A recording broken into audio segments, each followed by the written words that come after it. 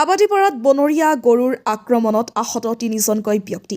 আহত ব্যক্তি ৩জন ক্ৰমে আবাদীপাৰা নিবাসী পূৰ্ণিমা ৰায়, ভাওৰাগুৰি নিবাসী নজমুল আলী আৰু দাসপাৰা নিবাসী মহৰ আলী। আহতসকলক চিকিৎসালয়লৈ লৈ যোৱা হয়। ইফালে আহত মহিলা পূৰ্ণিমা ৰায়ক বিজনী মহকুমা অসামৰিক চিকিৎসালয়লৈ লৈ যোৱা হয় যদিও কৰ্তব্যৰত চিকিৎসকে মহিলাগৰাকীক উন্নত চিকিৎসাৰ বাবে কাজলগাঁৱলৈ প্ৰেৰণ কৰে। বিজনীৰ ভাৰত-ভূটান সীমান্তৱৰ্তী মানাহ ৰাষ্ট্ৰীয় উদ্যানৰ পৰা ওলাই আহিছে এই প্ৰাপ্তবয়স্ক বনৰীয়া গৰুটো। নিশা ৰাষ্ট্ৰীয় উদ্যানখনৰ পৰা ওলাই অহা বনৰীয়া গৰুটোৱে আবাদীপাৰা, দাসপাৰা, ভাওৰাগুৰি অঞ্চলত প্ৰৱেশ কৰি আতংকৰ সৃষ্টি কৰিছে।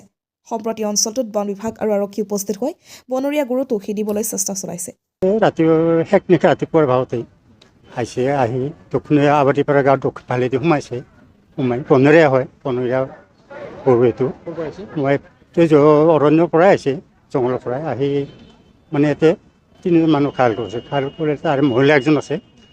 বাকী কি ক'ব নোৱাৰে, কিন্তু এতিয়ালৈকে আবাদীপাৰা ভাওৰাগুৰি গাঁৱতে সোমাই আছে। এতিয়ালৈকে খেদিব পৰা নাই। মানুহ বহুত ভেটাৰিনেৰী আছে, প্ৰশাসনৰ পৰা মানুহ আহিছে আৰু ফৰেষ্টৰ পৰা মানুহ আছে। এতিয়ালৈকে বস্তুটো খেদি পঠিয়াব পৰা নাই। এতিয়ালৈকে গাঁৱতে সোমাই আছে আৰু কি।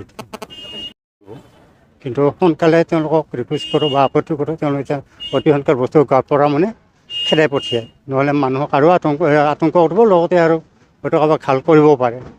এইখিনি আৰু আক্ৰমণ কৰিছে নেকি? পুৱাতে দোকানতে চাহ খাই কিনে আৰু কামত যাব ওলাইছোঁ। এতিয়া যে ৰাস্তাৰ পৰা আহিলে আৰু মাৰি দিছে ফোন কৰি। মোবাইল ফোন ভাঙছে আৰু